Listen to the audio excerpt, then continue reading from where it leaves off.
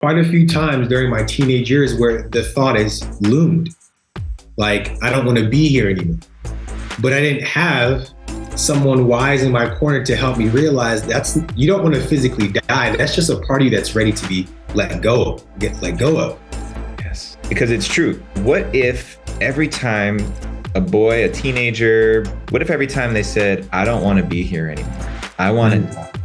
I don't like myself. I hate myself. What if that was reframed by an adult who could just say, I know. That's because you're not meant to be this version of yourself for the rest of your life. It was this battle. It was resisting myself, denying myself, being at war with myself, along with trying to placate to a world that wants something else. Those instincts to do that drives teenagers to do these things to themselves. It's the instinct to change and transform. It's just not being supported and incorporated by the elders and the adults. I didn't know this until after the fact, how important that was to even have my father around, simply because he's the mere reflection of what ideally a man was going to be for me. So being raised by my mother, right, at least for majority of the time, I didn't have a mere reflection of who I am, who I was. My mom was ideally showing me that. I did have my stepfather around, but until honestly, maybe like 8 years ago, maybe 9 or 10 years ago, I didn't really let him in. I didn't allow him in because I was still resenting my own father, and I really couldn't trust him. It's like, oh, you're trying to fill this role that I wish somebody else would fill.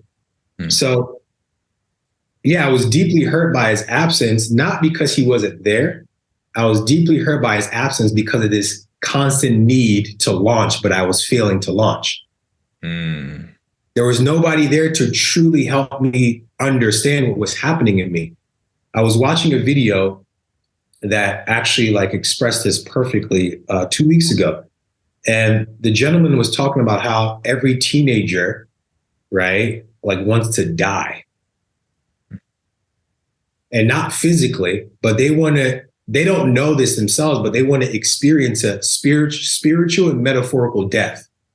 So a lot of what was being unearthed in me, right? A lot of the disharmony, the charge was there, but I didn't have anybody to kind of help me cross over. So a lot of that is what pissed me off. A lot of that is what like had me hold so much anger. A lot of that what had me confused. A lot of that is what had me externalize my own self-image, because I'm like, okay, well, something must be wrong with me because nobody's here to help me understand. So let me look for this in this person. Let me look for that in this person. Let me look for this in this person. But I always came back to the same thing. I always came back to the fear of taking responsibility. I always came back to the fear of having to actually own my power. I always came back to the fear of literally allowing myself to lead. I always came back to running away and hiding because I didn't have that presence there. Right? So I only learned this looking back. I only learned this after initiation after initiation after initiation. I learned this after being married. I learned this after being a father, right? All these things that my father didn't prepare me for, and there's no judgment there, right? But his absence didn't prepare me for. I had to learn on my own. And I'm grateful that I learned it. But now looking back, when or if I ever do have a son, I'm clear on the importance of my presence being there for him because it's a natural process. Absolutely, man.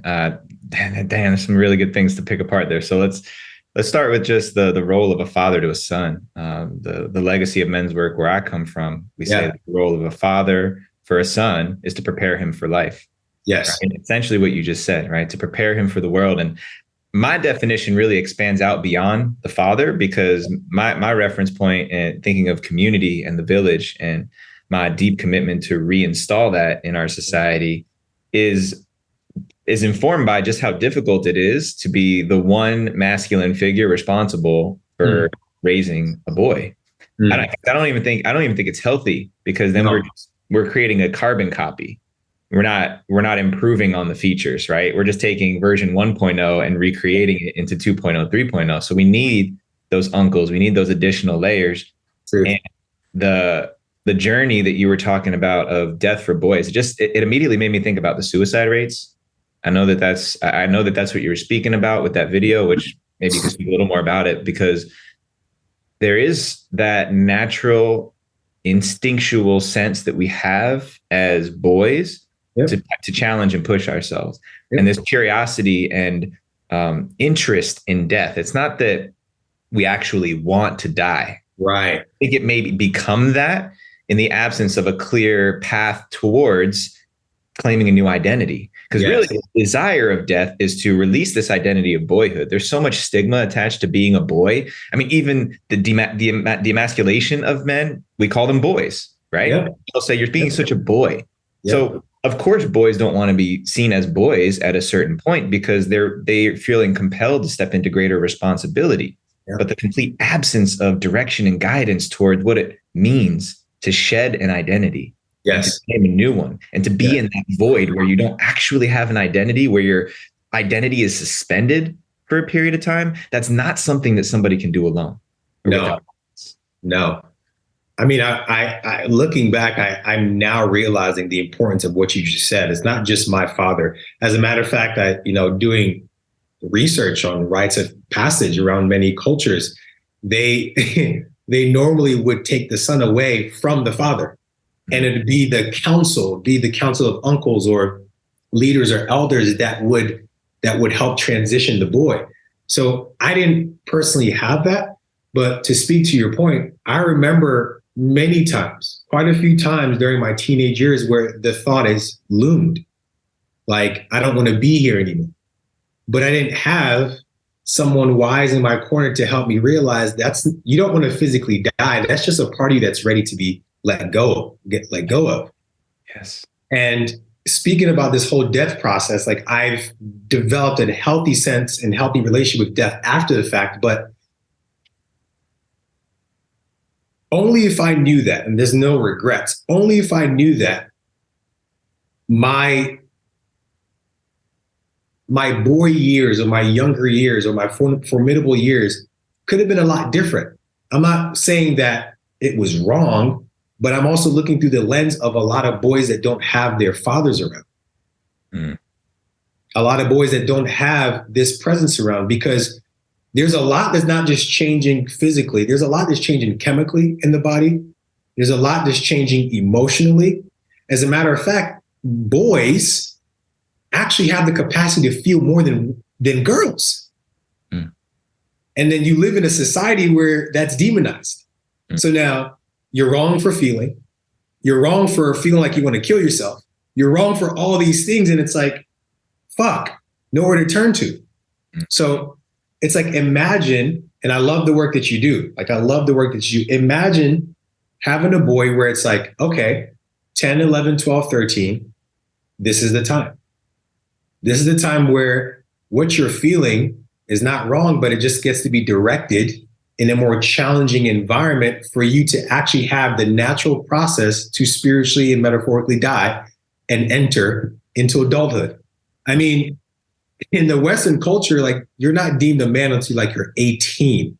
And that's, from my understanding, that was never the case. It was like, right? It was like when that boy was ready. Right. There wasn't like a specific age, right? Yeah. Yeah, it's not a magical overnight process. And it's actually something that needs to be seeded from the moment that a child is born. And that's why, obviously, without going into a whole rabbit hole of rites of passage, that's why we're walking back the timeline, right? By first introducing rites of passage, ceremony, and tradition once again, and then gradually walking it back. I mean, the youngest man that I've taken out on a fast, on a rite of passage, it was 18 years old. And I'm like, all right, man, here we go. We're starting to get there. And even just this year, there's been so many people reaching out saying, when are we going to do something for teens? And it's happening because it's true. What if every time a boy, a teenager, 10, 11, 12, 13, whatever, what if every time they said, I don't want to be here anymore, I want to die, I don't like myself. I hate myself. What Mm. if that was reframed by an adult who could just say, I know that's because you're not meant to be this version of yourself for the rest of your life. Mm. It's okay. What if we answered that statement with, then why don't we just work on changing that? Mm. Why don't we strip away the parts that no longer belong? It's not that you have to hate them or resent them or push them away. It's just that those are ready to go. That's a very normal and natural process. And Absolutely. we see the evidence of this when you see teenagers, they start changing the way they dress, they Yeah. do things to their bodies to try and change it. And we make it turn into a mental illness, right? Marking the body, those instincts to do that drives teenagers to do these things to themselves. It's the instinct to change and transform. It's just not Yeah. being supported and incorporated by the elders and the adults. Mm. Mm. Oh my, like I full body chills right now because I think of all the moments that I've considered doing that, right?